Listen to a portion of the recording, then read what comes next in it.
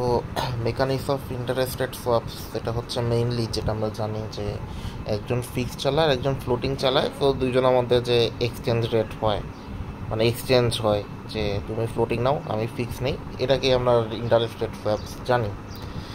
আর লিবর আর মানে আমরা লিবর সোফিয়া কি এগুলো জানবো। ফার্স্ট অফ ওভারনাইট রেট মানে হচ্ছে ফ্লোটিং রেট, মানে যেটা কন্টিনিউয়াসলি চেঞ্জ হয়, ফিক্স না।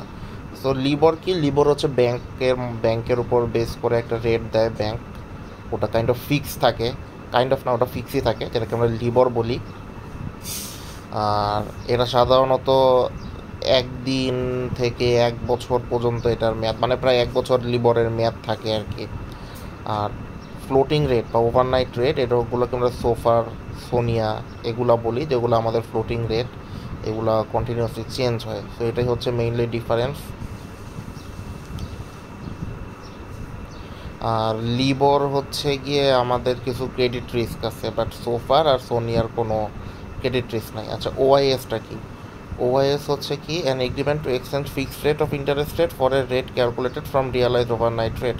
তো ওআইএস মানে হচ্ছে গিয়ে আমার ইন্টারেস্ট রেট এক্সচেঞ্জ করা, এটাকে আমরা ওআইএস বলতেছি। ডে কাউন্ট ইস্যু কি? ডে কাউন্ট ইস্যু হচ্ছে ফ্লোটিং রেটে আমার প্রতিটা দিন হচ্ছে গিয়ে আমাদের ইন্টারেস্ট রেট ক্যালকুলেট করতে হয়, যেটা আমাদের জন্য একটা প্রবলেম। সো মার্কেটে বিভিন্ন কারণে তো এটা চেঞ্জ হইতেই পারে, তো এটা একটা প্রবলেম, এই জন্য এটাকে ডে কাউন্ট ইস্যুস বলা হয়। কম্পারেটিভ অ্যাডভান্টেজ আর্গুমেন্ট লাগবে না। ক্রিটিসিজম, আচ্ছা কম্পারেটিভ অ্যাডভান্টেজ কি, আরেকজনের থেকে তোমার প্রোডাক্টিভিটি ভালো, তোমার আরেকজনের থেকে বেশি প্রফিট করতে পারতেছো, বেশি তুমি বেনিফিটস পাইতেছো, এগুলো তোমার কম্পারেটিভ বেনিফিটস। আর criticism of the comparative advantage আর্গুমেন্টে কি, this explanation has been questioned because difference in borrowing cost and between companies should be reduced over time by market competition। আচ্ছা, তো কম্পিটিটিভ অ্যাডভান্টেজ আমার কখন তৈরি হচ্ছে? ধরো একজন ফিক্সড রেটে আছে আর একজন ফ্লোটিং রেটে আছে। সো যে ফিক্সড রেটে কম্পিটিটিভ অ্যাডভান্টেজ পাচ্ছে আর একজন ফ্লোটিং রেটে কম্পিটিটিভ অ্যাডভান্টেজ পাচ্ছে, সো এটা তোমার কম্পিটিটিভ অ্যাডভান্টেজ। কিন্তু এটা ক্রিটিসিজমে বলা হয় যে ওভার লং পিরিয়ড, লম্বা সময়ের মধ্যে এই যে প্রবলেমটা বা এই যে ইস্যুটা সলভ হয়ে যাওয়ার কথা, কারণ আমরা জানি লং টার্ম এগুলো চেঞ্জ হয় জিনিসগুলো, তাহলে এটা প্রবলেমটা কই হচ্ছে, এটাই হচ্ছে এটা criticism. Valuation of interest rate swap, এটা তো ম্যাথমেটিক্যাল জিনিস। প্রথম হচ্ছে এই ম্যাথমেটিক্যাল জিনিস আর তোমার কী বলবো, ইফ দ্য, তারপরও তুমি চাইলে দেখতে পারো, ম্যাথমেটিক্যাল জিনিস তো আমি না বলার থেকে তুমি দেখলে এটা আরও better. If the term structure of interest rate is upward sloping. আচ্ছা, ইন্টারেস্ট রেট যদি উপরের দিকে যায়, ঠিক আছে, তাহলে আমার যে ফরওয়ার্ড রেট সেটাও বাড়তে থাকবে। আর ইফ দ্য ফিক্সড রেট, এটা এটা হচ্ছে ম্যাথমেটিক্যাল জিনিস, নিচের দুইটা পয়েন্ট, তো দুইটা পয়েন্ট আমি না বলি, তো দুইটা পয়েন্ট তুমি একবার দেখলে বেটার।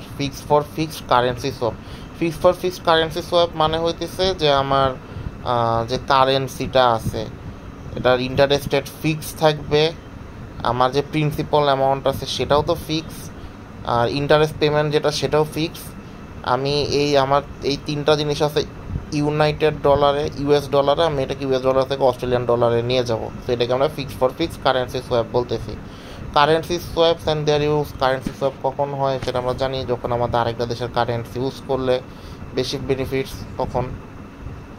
কারেন্সি সোয়াপস কী ধরনের হয়, একটা হচ্ছে ফ্লোটিং সোয়াপস, মানে হচ্ছে আমি ফিক্স দিয়ে ফ্লোটিংটা নিব, ফ্লোটিং দিয়ে ফিক্সটা নিব, যেটা আমার বেনিফিট। আর ফ্লোটিংটা হচ্ছে গিয়ে সাধারণত 3 মাস পরে পরে, আর ফিক্সটার পেমেন্ট সাধারণত 6 মাস পরে পরে হয়।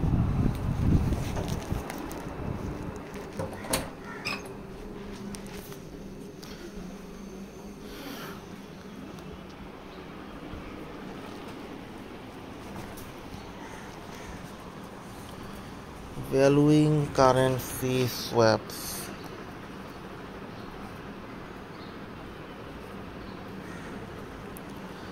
valuing currency swaps কি, payments in each currency are valued separately using the risk interest rate of the currency। আচ্ছা এটাও এটা mathematical. Valuing currency swap, the payments in each currency are valued separately using the risk free interest rate of the currency। So আমি যখন ভ্যালুইং করব তখন আমাকে interest রেটটা ধরা যাবে না, ইন্টারেস্ট রেট বাদ দিয়ে হচ্ছে আমাকে ক্যালকুলেট করতে হবে যে আমার এইটার কস্ট বা এটার যে ভ্যালু সেই ভ্যালুটা কীরকম। ফর ফ্লোটিং পেমেন্ট হচ্ছে কি আমার ফিউচার যে ফ্লোটিং রেটসগুলো আছে সেটাকে আমরা ধরে নিব যে সেটাও কাইন্ড অফ ফিক্সড, তাহলে হচ্ছে আমি একটু অ্যাকচুয়াল ভ্যালুয়েশন করতে পারবো। ক্রেডিট রিস্ক কি? ক্রেডিট রিস্ক হচ্ছে কি আমার যে ইন্টারেস্ট রেট আছে যেটার কারণে আমি যদি লোন পে ব্যাক না করতে পারি সেটাকে আমার ক্রেডিট রিস্ক বলা হয়। মার্কেট রিস্ক হইতেছে গিয়ে যখন এই মার্কেটে ইন্টারেস্টের রেট ওঠানামা, কারেন্সি এক্সচেঞ্জ রেট ওঠানামা, এগুলোর কারণে যে রিস্কটা হয়। Credit default swaps. Credit default সোয়াপসটা কি? যে আমার যে লোনটা যে আমার ডিফল্ট হবে সেটার জন্য আমি যদি কোনো ইন্স্যুরেন্স নেই সেটাকে বলি আমরা ক্রেডিট ডিফল্ট সোয়াপস। তো ক্রেডিট ডিফল্ট সোয়াপসটা কি? যে একজন হচ্ছে গিয়ে লাইক সেলার, সে সিডিসটা কিনে, দেন সে হচ্ছে ইন্স্যুরেন্সটা হচ্ছে গিয়ে এনজয় করে। Variation in interest rate swaps. So first of all হচ্ছে payment frequency differences. So floating may be paid in every 3 months. So আমার এই দুই ধরনের ইন্টারেস্ট রেটের মধ্যে ডিফারেন্স হচ্ছে ফ্লোটিং হচ্ছে 3 মাস পর পর পেমেন্ট আর ফিক্স হচ্ছে 6 মাস পরে পরে পেমেন্ট। বেসিস সোয়াপসটা কি? বেসিস সোয়াপস হচ্ছে কি আমার floating swaps with different reference rate, যদিও ফ্লোটিং বাট যে ইন্টারেস্ট রেট যেটা সেটা আলাদা। অ্যামোর্টাইজিং সোয়াপ যেটা আমরা জানি প্রিন্সিপাল প্রতি সময় পরে পরে কমে যেতে থাকে। স্টেপ আপ সোয়াপস কি? স্টেপ আপ সোয়াপস হচ্ছে প্রিন্সিপাল আমার বাড়তে থাকে। ফরওয়ার্ড অ্যান্ড ডেফার্ড সোয়াপস কি? পেমেন্ট হচ্ছে কি আমার ফিউচারে দিতে হবে। কম্পাউন্ডিং জিনিসটা কি? আমার হচ্ছে ইন্টারেস্ট অ্যাড হইতে হইতে দেন আমাকে ফাইনাল পেমেন্ট করতে হচ্ছে। অ্যাকুরাল সোয়াপসটা কি? অ্যাকুরাল সোয়াপস হচ্ছে interest acquires only if the floating rate stays in a set range. So interest rate আমার বকেয়া থাকবে যদি হচ্ছে গিয়ে এটা টার্গেট রেঞ্জ, এটা সেট করা রেঞ্জের মধ্যে যদি আমার ইন্টারেস্ট রেটটা থাকে। কোয়ান্টোডিফ সোয়াপস। কোয়ান্টোডিফ সোয়াপস কি? Rate in one currency apply to principal in another currency.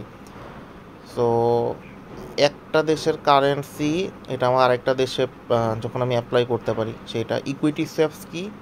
Exchange total, এগুলো আর কি দরকার নেই এতগুলা।